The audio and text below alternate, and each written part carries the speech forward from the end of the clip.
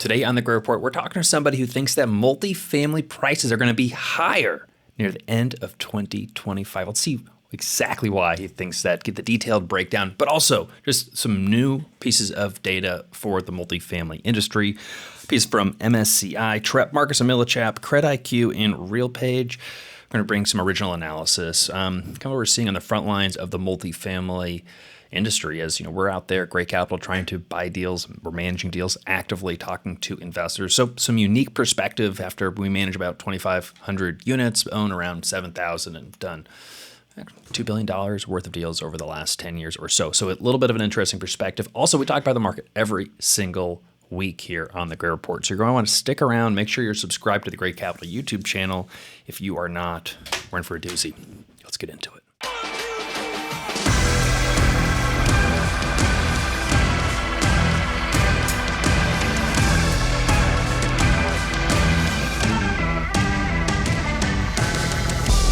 Welcome back to the Gray Report.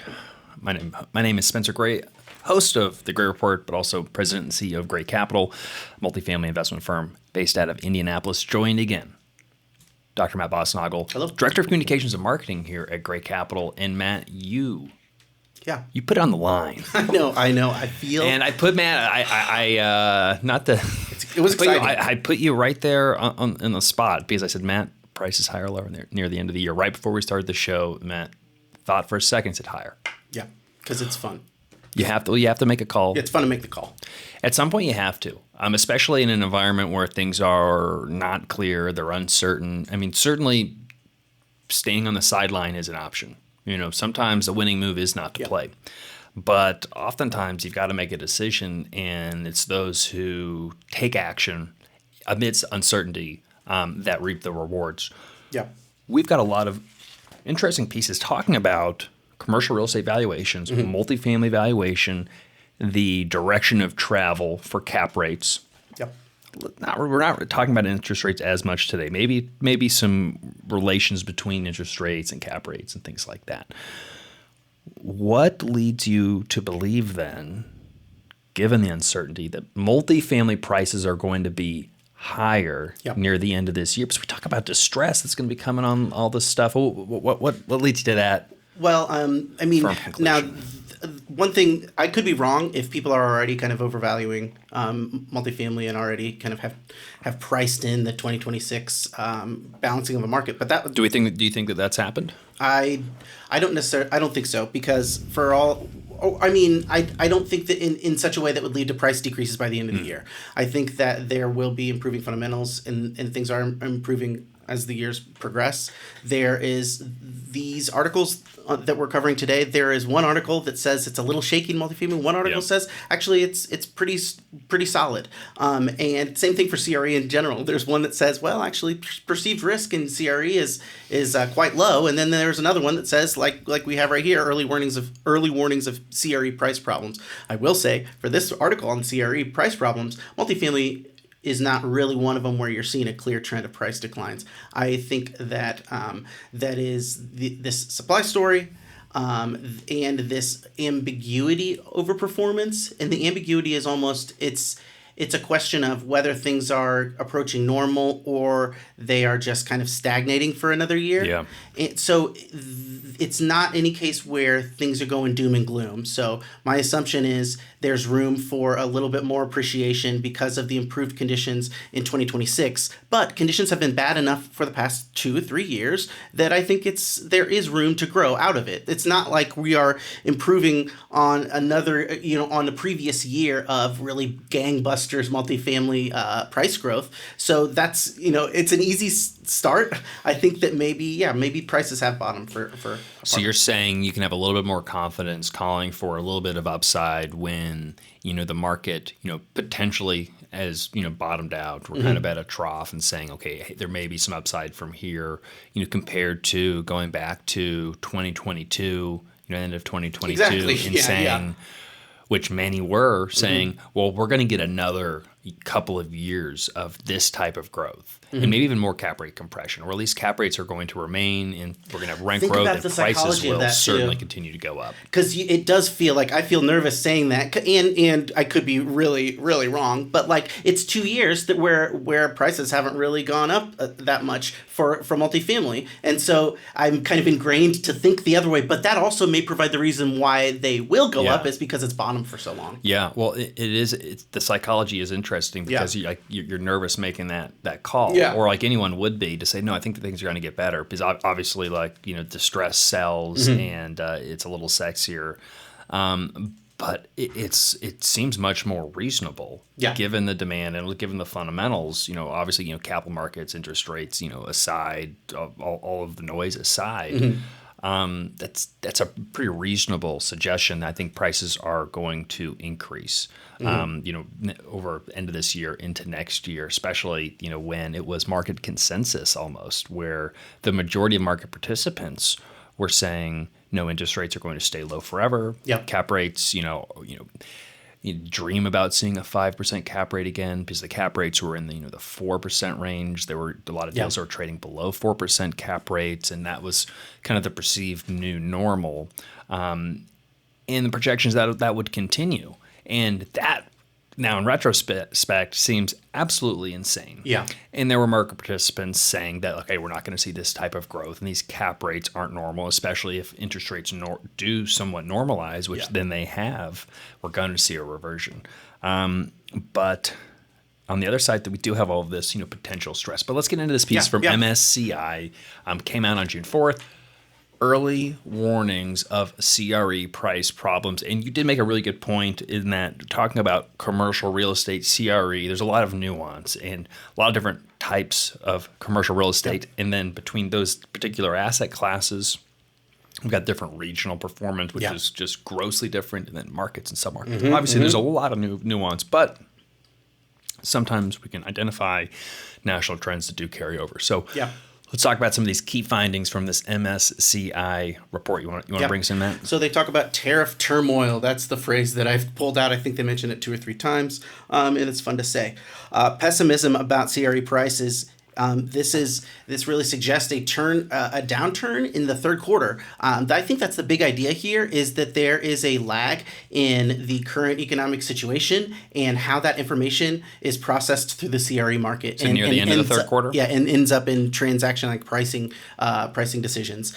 It's very interesting because of their description really lines up with a lot of what we've been describing. And I'm just going to read their closing paragraph because it shows how, like, oh man, a lot of this is just like conversations, because you don't know anything about the CRE market until after it's happened sometimes.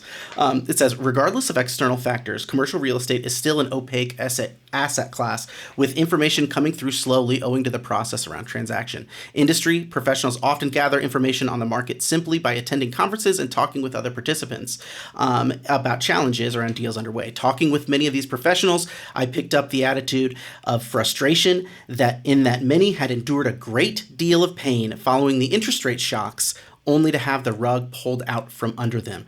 Current pricing metrics do not reflect this frustration, but the writing is on the wall.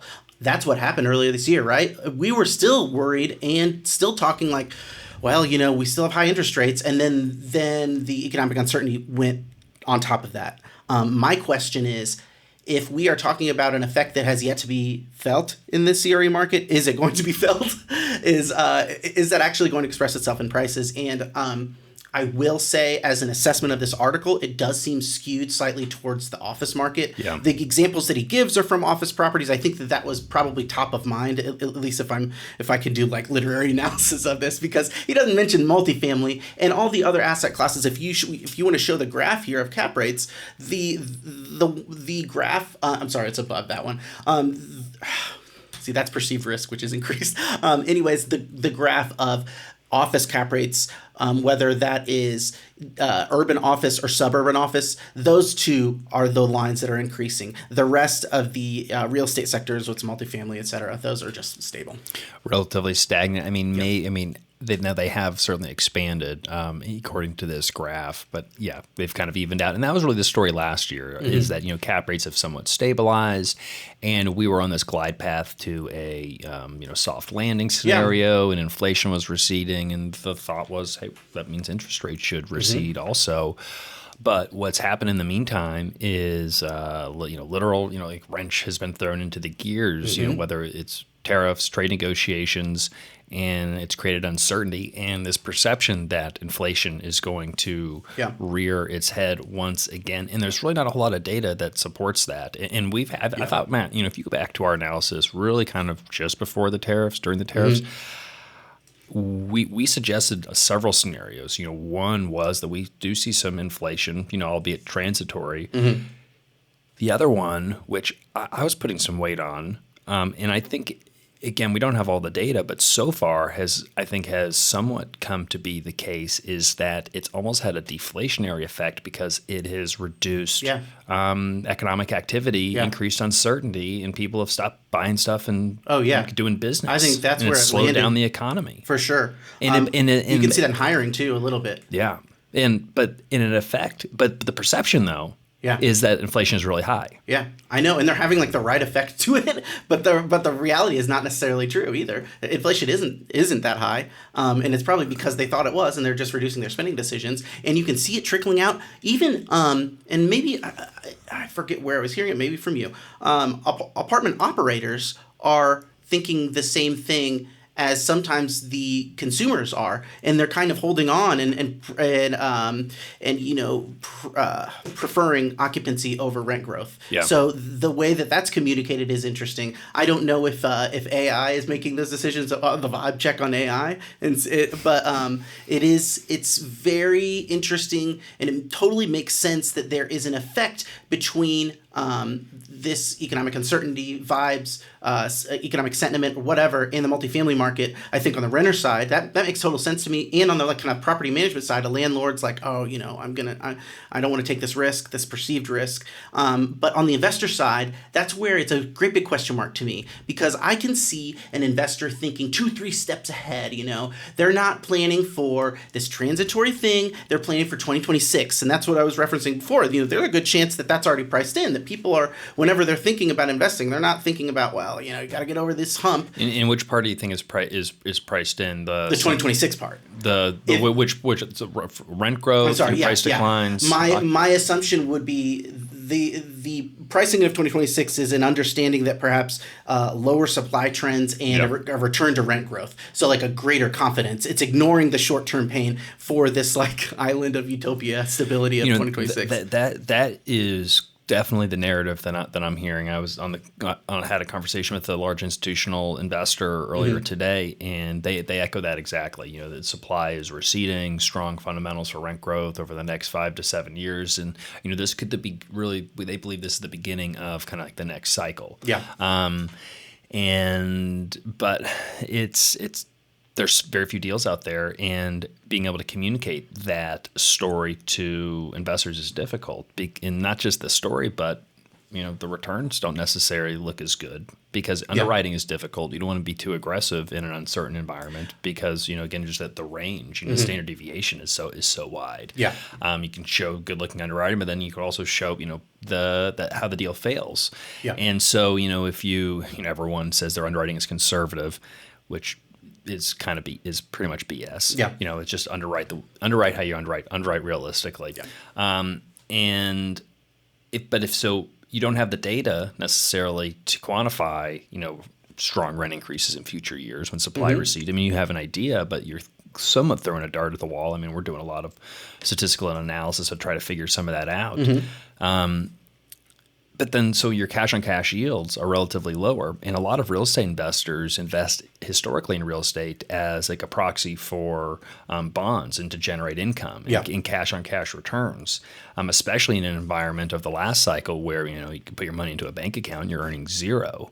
Even money market accounts, maybe you were earning 2 to 3%, and in a real estate deal you could earn 7, 8, 9, 10 common equity. Yeah, not a lot of failures, and so the perception was the risk was relatively low. Yeah. Today, the yields are 4-5%. You can go to the money market, the same thing. And again, many of those investors aren't looking at the total return of like, oh yeah, I still could 2x my money. They're looking at, and it's only yielding 4%. Yep. And I can go to a bank, money market and get the same, or I can go to private credit or preferred equity and get 10 or 12.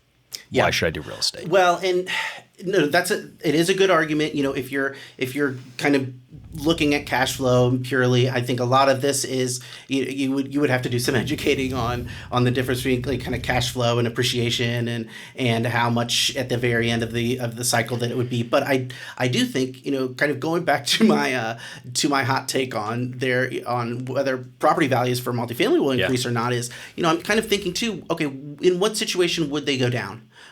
Because like I said, this situation was equally dismal in terms of like fundamentals last year and the year before. And the thing about, if you're comparing, especially last year and this year, the prices didn't necessarily go down. They stayed the same. Yeah. It was on the floor. And so I'm thinking like either they stay the same or they go up. And that's well. Here's a couple catalysts, and they're very much linked, and it's the same dynamics. It's when the buyers really stop showing up. There's not a lot of inventory, but there still are enough buyers out there that the little inventory that is on the market of quality inventory, for sale multifamily properties of decent quality. There's quite a few buyers because of, like you said, and maybe to your point, that 2026 narrative and onward is getting priced in a little bit. You're baking that into your underwriting. You're assuming that supply is going to come down. You're going to get some positive rent growth, especially in markets like the Midwest. So, I mean, that's 100%. Yeah. So I just thought this article from MSCI was particularly interesting because of their argument about this lag, and because they're willing to kind of put it on the line and actually say that CRE prices are in trouble, which I haven't heard a whole lot. Like, we follow closely multifamily, and that's a little bit of a different story. But there hasn't been anyone really ringing the alarm bells like this, and you'd think that there'd be someone out there that's trying to get some attention. It'll come bits and pieces, but all of a sudden, again, not enough buyers will show up to buy a deal, and a deal will trade at a 6 cap and a 6.5 cap and a 7 cap. And all of a sudden these properties, there will be, actual trades at higher cap rates. Yeah. That takes a long time to happen. And for kind of uncertainty to persist for a long time for that to happen. And so the similar event that's happening is, these bond auctions. We've got a big bond auction, this week, and it's the same thing. If not enough buyers show up, those rates rise. Yeah. And again, it's the foreign buyers, the foreign investors, buying treasury bonds. Also, they've been buying commercial real estate over the last decade or decades, who have been the ones that pay a premium to buy in a lot of coastal and primary markets, but everywhere. They keep the prices relatively high and the cap rates low. Same thing with the bonds. They keep the markets very liquid and the rates somewhat moderate. If those buyers aren't there, the prices have to go down so the domestic buyers can come in and pick them up. So it should be market driven, and it could happen relatively quick. Again, especially if we see a spike in treasuries because there's a very weak auction and we get the 10-year to 5% or over 5%, that's just even further away, and the returns go down even more, and then the deals aren't doable. And as we've seen, we do have a lot of properties that are past their maturity dates on their current loans, or that they are coming up to expiration. And then there's even just a smaller probability that those deals can be worked out. You're going to be able to find a buyer, or a lender is willing to make another exception. There's a lot of variability, and there a lot of this, a lot of whether it's my bet on multifamily or whether it is MSCI's assessment of the CRE market, a lot is subject to these exogenous forces, these external forces of the greater economy, and specifically interest rates. I think are going to have a big effect on what these valuations are. I forget if we talked about this on the show, but I saw a LinkedIn post a couple weeks ago from somebody who said, if you're, multifamily operators and syndicators, like, stop talking about interest rates. Like, what do stay in your lane, just talk about multifamily. Yeah. And I found that interesting. Yeah. Because it's like a primary driver of valuations. And if you're just working in property management and you're on your portfolio is on fixed rate, is the idea that they're not experts of these 10-year treasury markets, and so commercial real estate people shouldn't talk about it. Yeah, I think you're not an expert in the bond market, and just stay in your lane. But also, it's not that important. What was the argument that was being made? Okay. And let's just talk about operations and performance. And the way I equated it to, or the analogy that came to my mind was, you're a captain of a ship, and there's a couple components. One is the operation of the ship. Getting the sails up. Maintaining the boat. Keeping the crew in line. But then there's also navigation. Like you can be operating a ship, but if you don't know where you're going or having an idea of the weather, is there a storm coming? Can you can get away with it for a long time. You can get away with it a while. Yes, yeah, exactly. Smooth weather. Easy to navigate. You don't really need to know about the outside environment. Yeah. And you have to have both. You can't also know where you're going and know everything about the world and your environment, but you can't operate the ship. You can't move from point A to point B. So you have to have both of those. And I just thought it was a kind of a silly statement. That's good. I like it. Yeah. But it is clear, because if you're in the market to buy, to sell, or if you have an existing asset, which at some point you're going to refinance or sell, you should have a good idea of where valuations are and may be.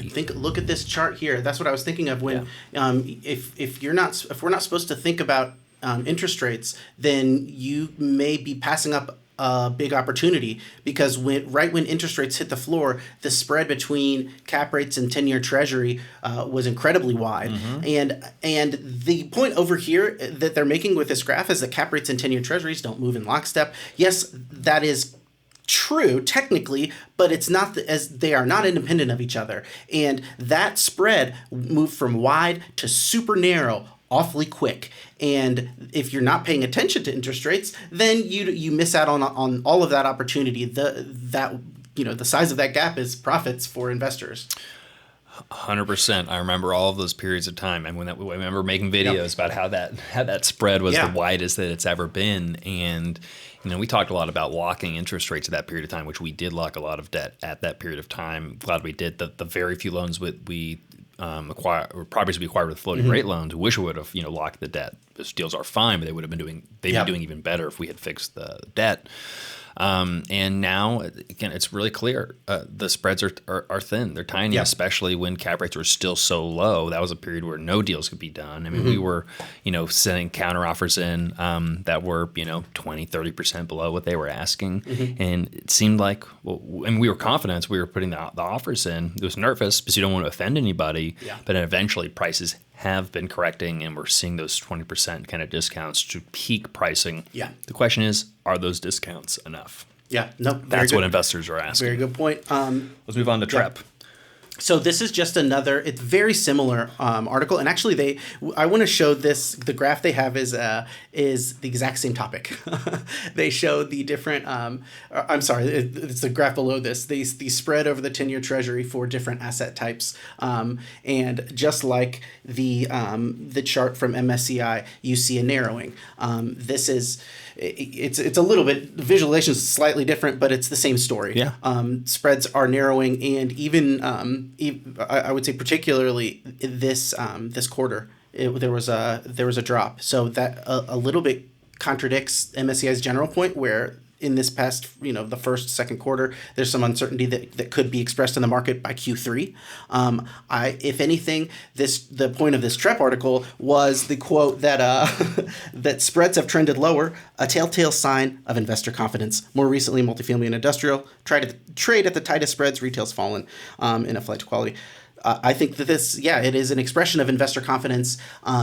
And it's not short-term confidence too. So this is a slightly different scope, I think, that TREP is describing than MSCI. MSCI is talking about what's happening now, the vibes now versus Q3. TREP's trend that they're tracking is a trend that was in place since kind of the 2023-ish. This narrowing spread between cap rates and interest rates. So long story short, I think that this recovery is kind of a long time coming, and that's part of the reason why it's like something extra bad would have to happen, at least in my opinion, for valuations to go down this much. Whether it's bad for housing, whether it's bad for CRE, or both, that seems like what would need to happen. I don't think that there's anything in the trends themselves. Like if like the National Guard and the Marines were deployed on a U.S. like major city street or anything like that, Matt. Yeah. Who knows? Nothing like it's something interesting. That's what.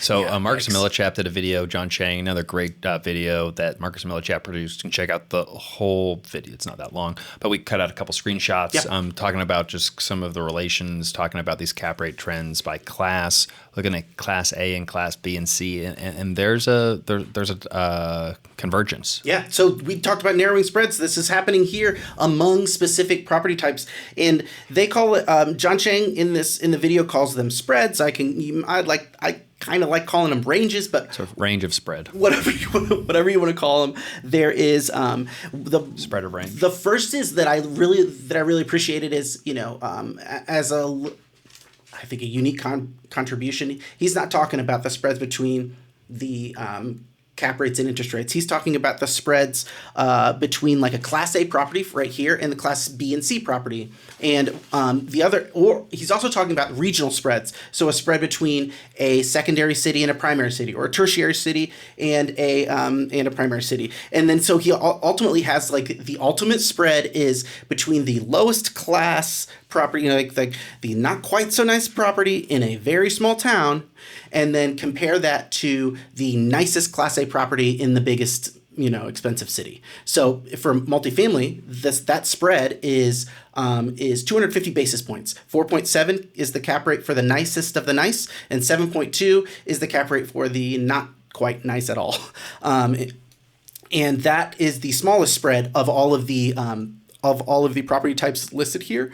Let me go run down here. Yes, multifamily is relatively tight. I mean, I guess self-storage is kind of a somewhat similar tightness, but multifamily is tight. And it makes sense, again, because the long-term fundamentals make sense, and there's an amount of capital chasing multifamily deals. Yeah. So for office, it is 290. That's kind of expected. Retail's 260. Industrial's as high as 310 because some buildings are really old and some buildings buildings are just a lot different from each other.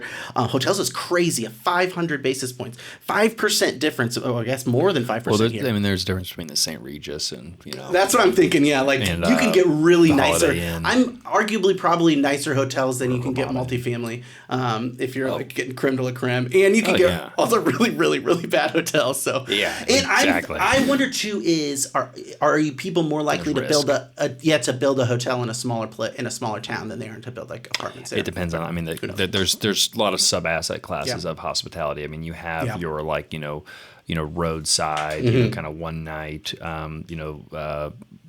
Days Inn, Holiday Inn, stuff like that. But then you have your like luxury resorts. And it's not exact apples and oranges, but it kind of is in a sense. And it makes sense. I mean, you're not going to probably buy a Four Seasons or St. Regis type level property for the same as a cap rate as a very nice and clean Ramada Inn. But also the risk in hospitality typically demands a much higher cap rate compared to some other commercial real estate asset classes because a little bit more correlated to the overall economy, can be a little riskier. I mean, in multifamily, the average stay is about a year. In hospitality, it's like a day or two. So you got a lot of keys to turn, a lot of rooms to turn. Yeah. Also, so we talked a little bit about the spread between like the quality of it, and I also talked about small town versus large town. I thought that was one of the most interesting things that John Chang talked about in the video was how smaller cities, secondary markets. Now, I would still think that they're pretty big cities, but that spread between the big cities and the medium-sized cities is shrinking and has shrunken significantly since like 2001 to now. And I think that there's a lot of evidence that not just in Marcus and Millichap, and I'm glad that you said right before we recorded, like, oh, here's another thing that really lines up with what John. Yeah, it lined up with our slate today. I saw this Wes Staten research at John Burns Research and Consulting. I saw this graph on LinkedIn, agency multifamily cap rate premium discount by market, and it's markets sorted by change in premium discount, comparing the 2001 to 2019, now to 2024. And some really interesting convergences of, like as you said, Matt, there's some secondary markets trading for a premium relative to some primary market counterparts. And I don't know, Matt, if we can take all the credit, but Indianapolis is trading for cap rates lower than Chicago. The movement of its spread, right? I think Indianapolis has progressed in ways Chicago has not, for sure. According to West State, Indianapolis now trades at a lower cap rate than Chicago, while Austin's cap rates are comparable to those of San Francisco and Los Angeles. Dallas now commands a lower cap rate than both New York and Boston. So again, it used to be that New York and Boston, these markets, like they just traded at like silly cap rates. It wasn't even worth we couldn't even have a conversation about it. It's like we're living in two different universes. I think that maybe the risk that some of those cities presented during the pandemic, looking for growth outside of those cities, has led to this reshuffling, and it begs the question, like for Indianapolis, cap rates have stayed so low. Part of that is because the upside in the growth is being priced in, and for a city like New York, where it has been kind of underinvested in terms of apartments, and there's regulatory issues.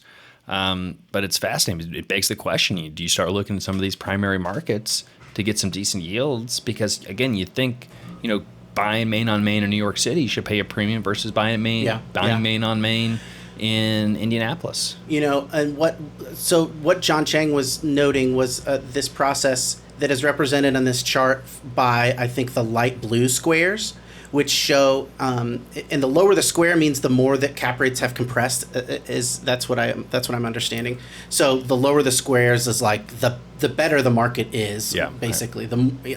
And Indianapolis changed in a good way. Their prices really increased by 75 basis points.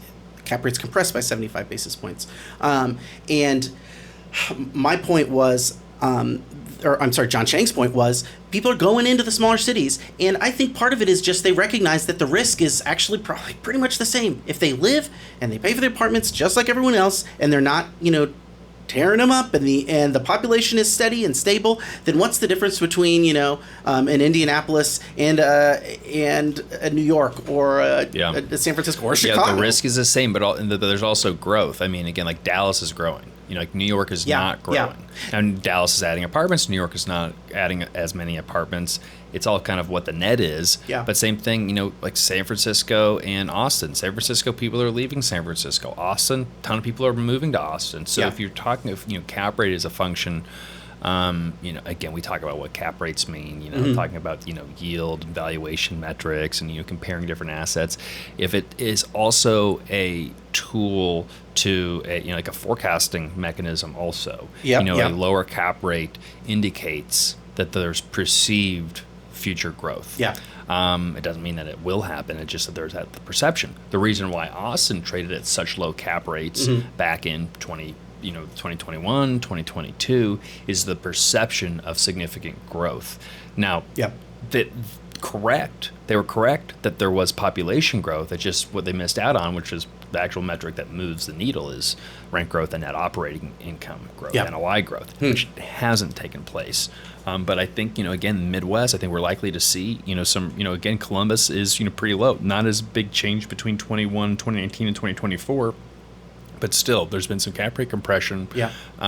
Same thing even in Philadelphia, Minneapolis, just calling out some of these markets, even Orlando a little bit. It's almost Chicago. Like an education. Like, that's what I wonder too, is like there's going to be a big jump and a big flow of capital into these things as people just know about it. I think previously there may have been a liquidity premium that you had in bigger markets where you could just trade, but as more people know and more people, it's kind of going to maybe flatten out a little bit where the smaller markets just receive the similar attention. It just makes sense to me. I think that's the big question, and I've spent a lot of time thinking about that, of those kind of capital flows into primary markets versus secondary markets. Yeah. And that the way. Because if institutions decided that some of these primary gateway markets aren't all what we thought that they were, and you hit the nail on the head, it's liquidity. We don't necessarily need X liquidity. The liquidity in a Columbus, Ohio, or in Indianapolis, or Kansas City is sufficient. Yeah. And we can be a little bit more tactical. And it just, we have to take some time to get comfortable with it, but they could make that decision. That decision hasn't been made yet, and they move in groups. Herd mentality. Yeah. It's going to take one or two to start leading the charge, and then they'll all start piling in. But if that were to take place, you would really see not even a continuing of the confluence of secondary and primary markets, cap rates.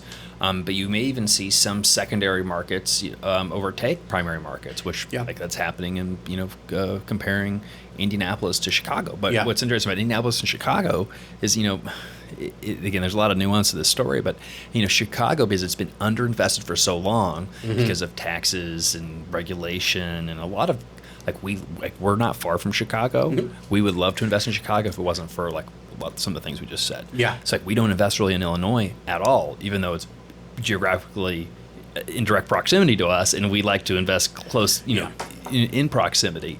But Chicago has had a lot of interest because rent growth is really high right now. There hasn't been much construction, and they're seeing some population growth in parts of Chicago that they haven't seen in a long time. Yeah. And there will likely be a return of institutional investment in Chicago, especially as a proxy, for Midwest growth. Yeah.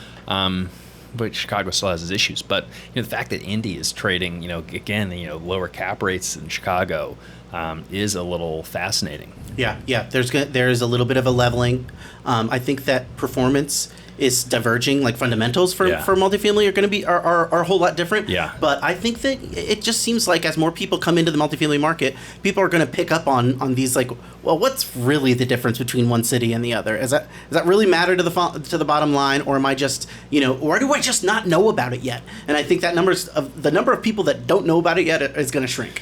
Yeah, and I think sometimes it's somewhere in between where maybe they somebody's known about it and they've talked about it. It's oh yeah, we've talked about Indy, we talk about KC, we've talked about those markets, but then goes the reasons why they haven't just yet. Yeah, and so it's just which board meeting do they decide? Yeah, let's pencil in an allocation to those markets. Yeah. So Matt, if these commercial real estate prices, if they are in flux, what does that mean for potential distress in the market? Because we've spent a lot of time talking about potential distress in the market also. So, I mean, is the gig up and no more distress? Can this distress get in the way of your prediction of higher prices near the end of this year? That's a really good point. I feel like it's probably not gonna have that kind of crash dramatic effect, but it will lead to opportunities, and it will be an ingredient in the market. That I think that when we're talking about distress, it is something that you were alluding to earlier, the kind of lower, maybe Class C properties that are already struggling, that they planned to do a value add, maybe they couldn't afford it, or they didn't get the rent growth out of the value add, but they still had the costs associated with it. So and it's not like these aren't happening, and there are a lot of them that are happening in markets that were growing in terms of population, maybe job growth, but the supply is still way out of whack. So we always bring up, let's say it's somewhere in Austin or Phoenix that it's like a Class C value add, and rent growth there is negative, and that could get you right up on this chart here. Yeah. And so what CredIQ is finding is that their measure of distress has increased after about 2 months where maybe it was three. What does it say here? Yeah, I think- three consecutive reductions, and then it jumped back up. We were for delinquency. yeah correct? for these delinquencies or these this Distress, kind of distress rate, delinquent, specially serviced, and delinquent and or special service. they're a little bit. We may get comments in YouTube about the technical definition of distress. I'm just going with the general description that is used in CredIQ. Yeah, give us. There's a couple different definitions out there. Give us a little bit of leeway. Yeah, exactly. I think, and so but my bigger point is we talked about this about a month and a half ago. I said, there's a little bit of a surprising. things were easing up in terms of delinquencies and distress, and we were saying yes, this could be the case, but we also said. I remember saying, like, I'm not ready to call this a trend yet. Maybe it's a momentary blip, and here's our blip. So it's blipping back up. Can I throw something out there? Yeah. Just think about another report that we looked at a couple weeks ago, maybe a month ago. Mm-hmm. Big surge in refinances, or restructuring of loans, kind of earlier in the year. Like a lot of volume, but like not a lot of like new transactions, but there were a decent amount of like refinances. Okay. Yeah.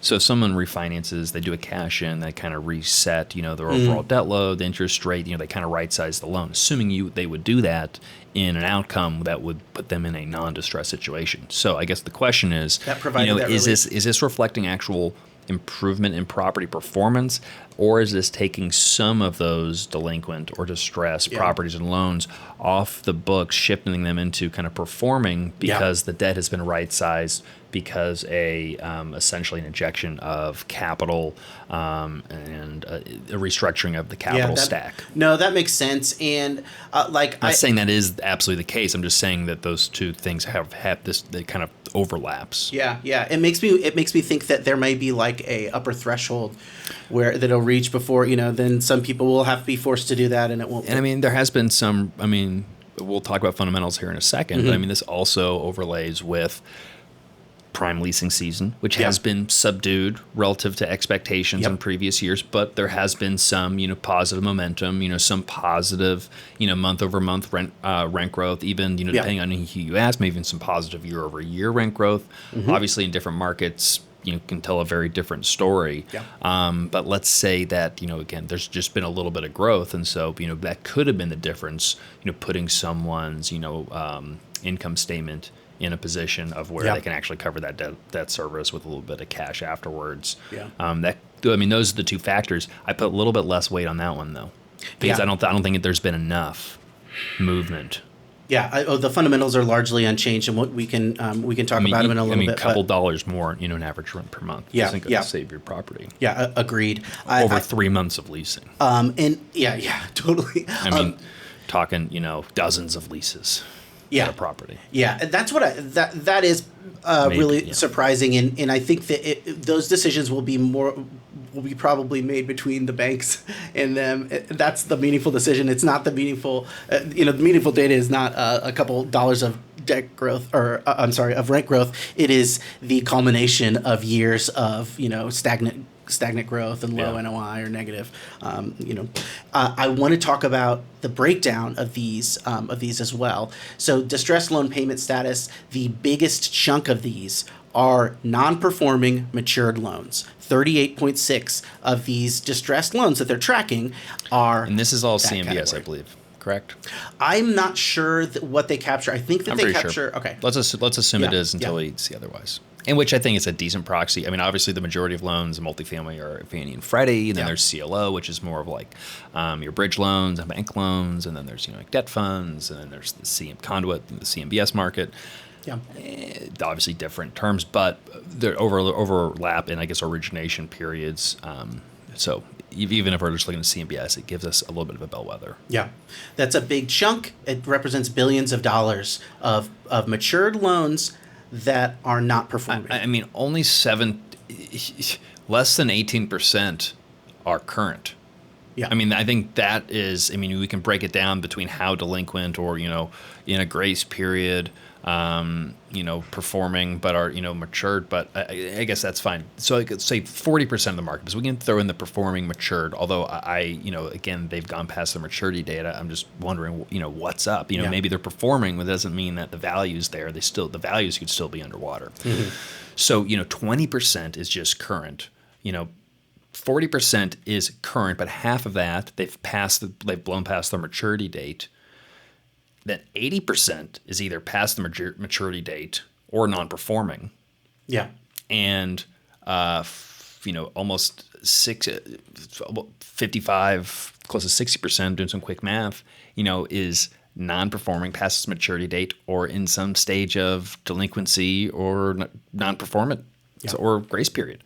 I wonder if this is going to have an effect on the market in terms of transactions. I also wonder if this is going to have, and it's something I maybe never have talked about, only just like sidelong ways in terms confession? of, no, it's just interesting. I just think it's kind of interesting. Well, it's a little bit riskier. Talking about other companies, other syndicators, other investment companies that it's not just like these assets are perform or the markets could perform. This could mean the success or failure of other companies like Gray Capital. Yeah. Gray Capital is not in this situation, but it does make me nervous for other similar companies that may be facing this, and suddenly their investors are calling them about capital calls, and suddenly they maybe aren't a company anymore. So what if it thins the herd instead of maybe leading to a meaningful decrease in multifamily property prices? What if it leads to a meaningful decrease in the amount of people that are in the industry? I think that's already happening right now, and no one's going to make a big LinkedIn post and to say like, hey, you know what, I'm slowing down my business. I'm moving on to something else. Yeah. But that 100% is going on right now.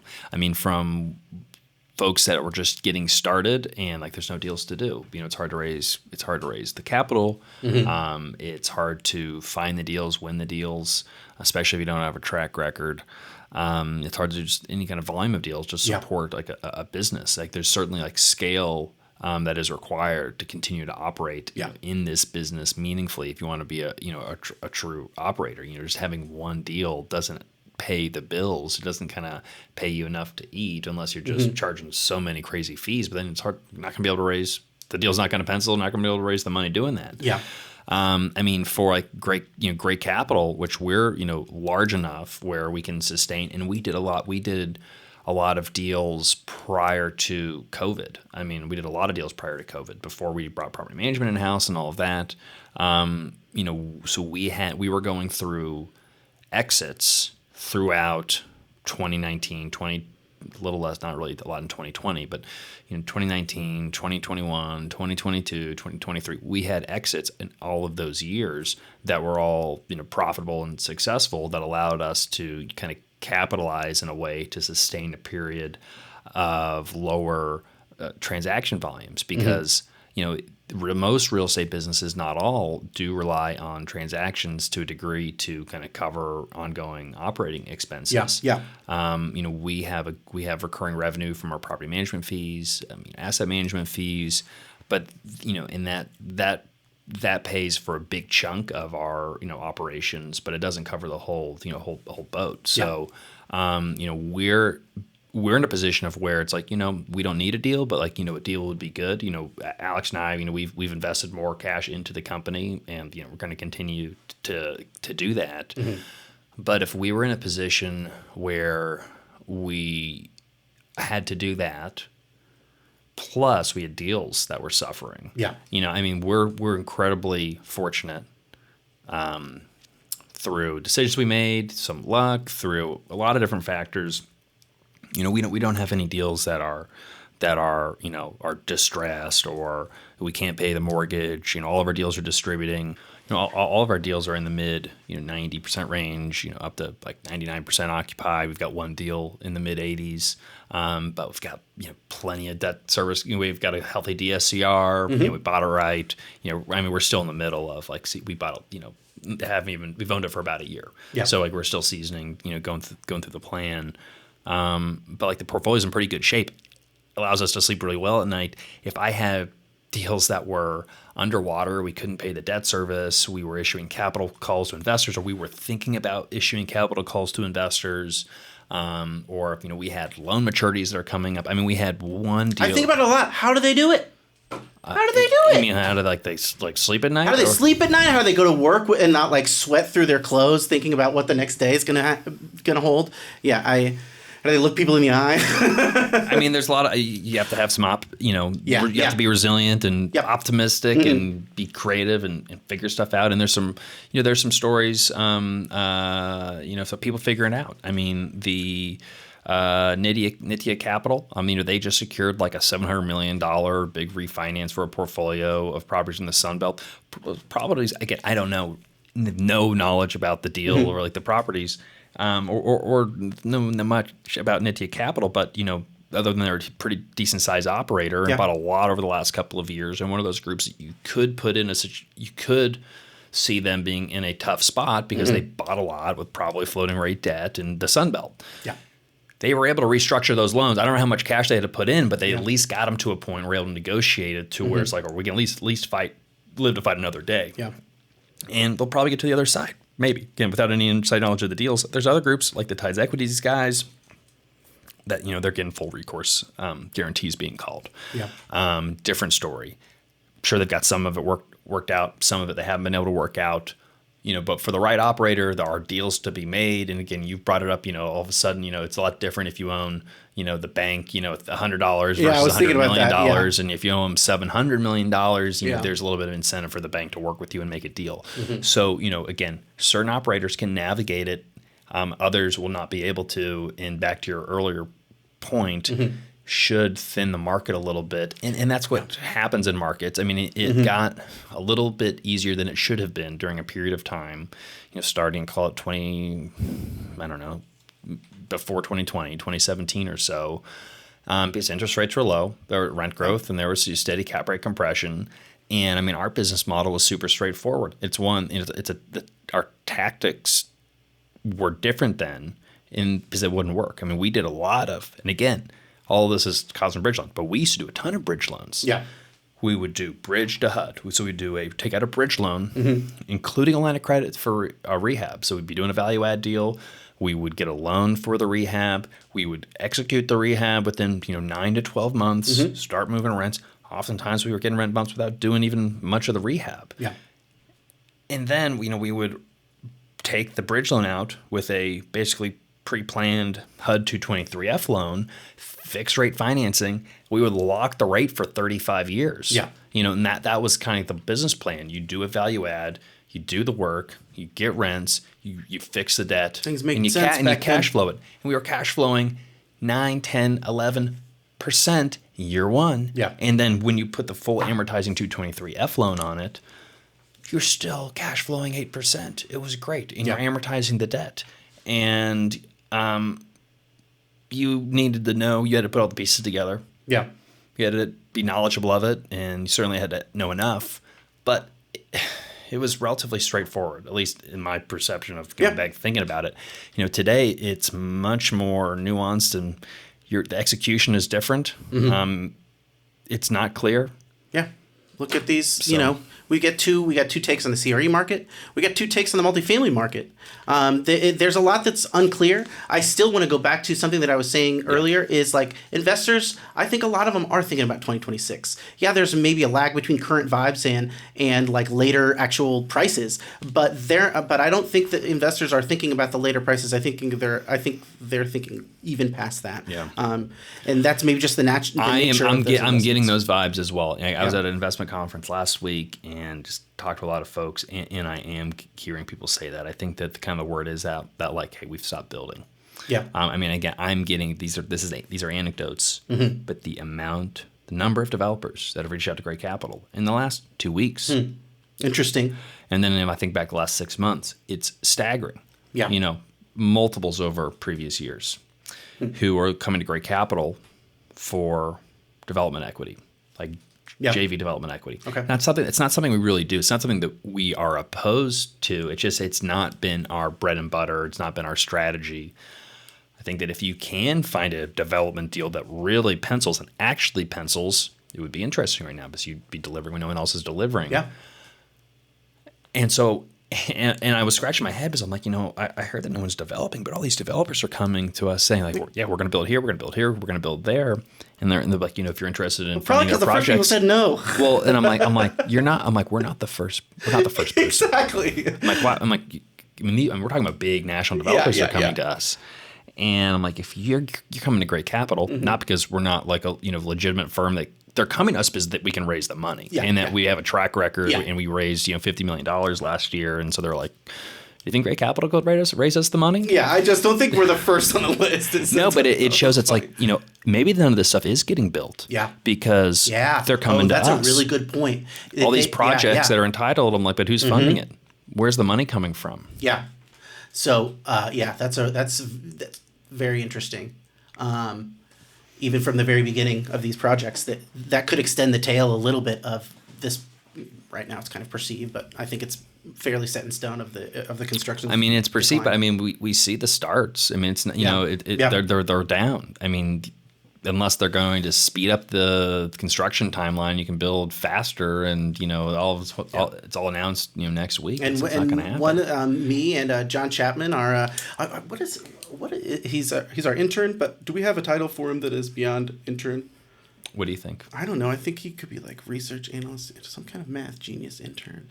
I'll find something polished. I'll find something a little more polished than that. Right now, he is our summer intern, but he does have a specialty in statistical analysis. Yeah. We're working on. You guys are working on some really cool research. Yeah.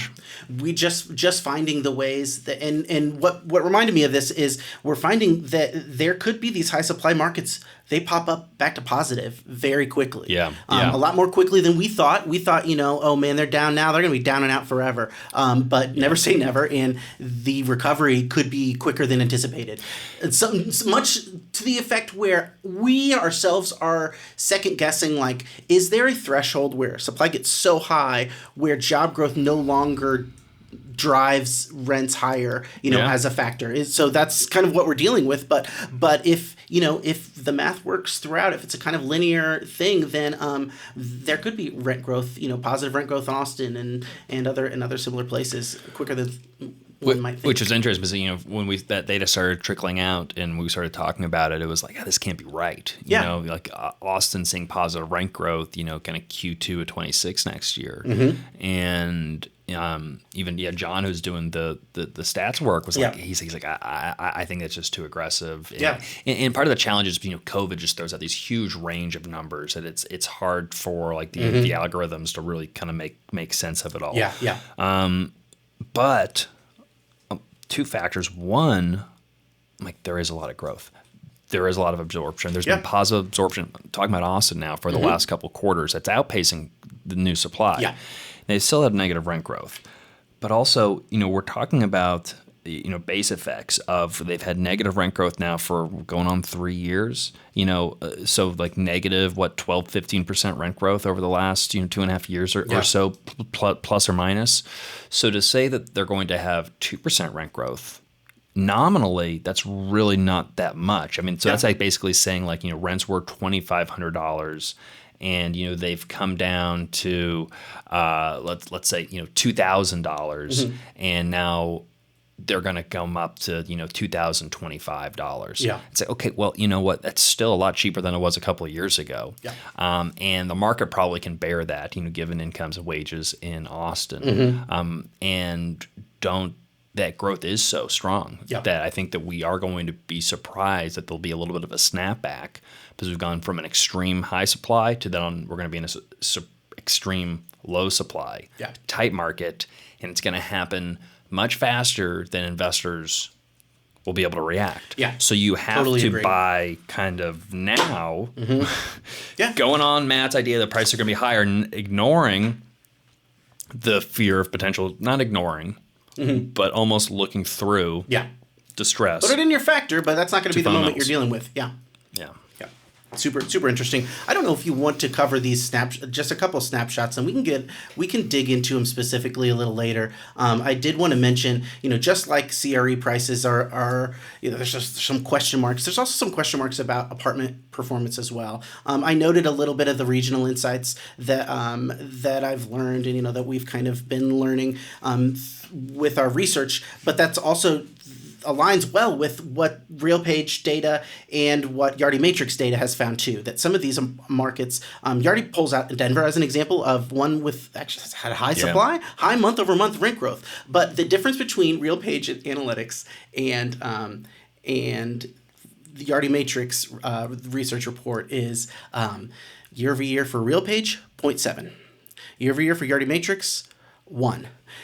RealPage calls it rent faltering. Yardi Matrix calls it, what do they say? Steady gains, steady rent gains. So 0.3% difference. It's just kind of a matter of how you look at it. 30 bips is the difference between solid gains. Now it is positive. So I think in Yardi's perspective, they're like, look, it's a positive number here. We should be happy about that. You know what? But are we? I looked at the historical data for Yardi Matrix, like pre-pandemic. So in 2017, 2018, 2019, rent growth was almost exactly the same as it was in this year. So for Yardi Matrix's numbers. So maybe it is like a little closer to normal than one might think.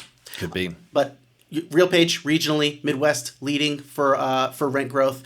They're not leading for occupancy, but they're still doing better than most. They're number 2 for occupancy, and still there are a really incredible amount of demand. Annual demand 707,871 units that's incredible. We were talking about how supply versus supply of 576,000. Yeah.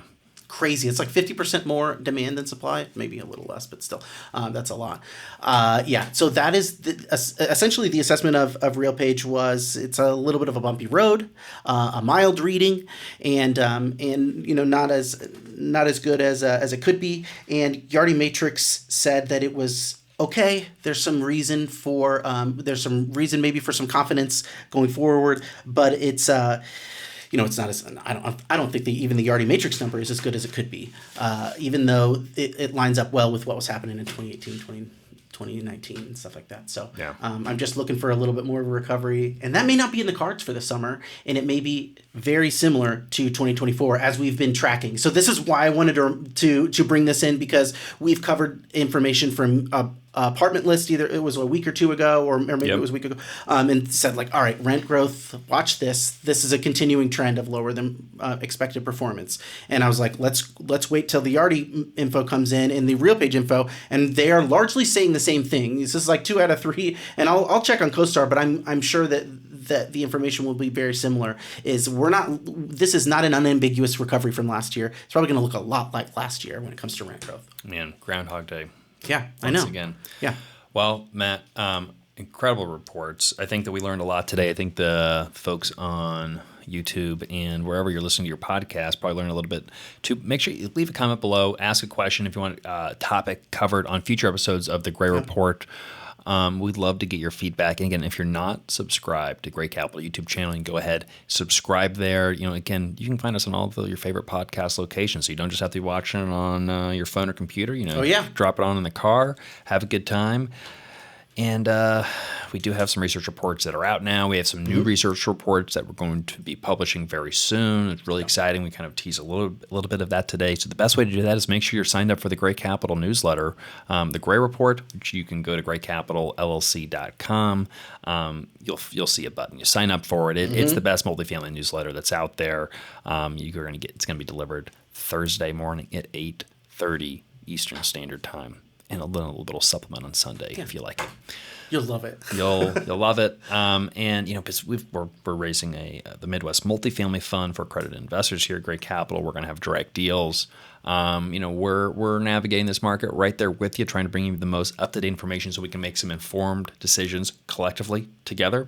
It's not always easy, but at some point we have to make a call and do a deal and look at the long term, identify the risk, try to quantify it so we can mitigate it and push forward, because the long term is much clearer than the short term. And I know that buying a property today, it's going to be worth materially more in 5 and 7 years or 10 years from now. So how do you bridge that gap? How do you get the cash flow? How do you raise the capital, attract capital? How do you deliver a great resident experience to keep it occupied and raise rents? Secret sauce. Yeah, that's the hard work. All right, thanks again. I'll catch you on the next episode.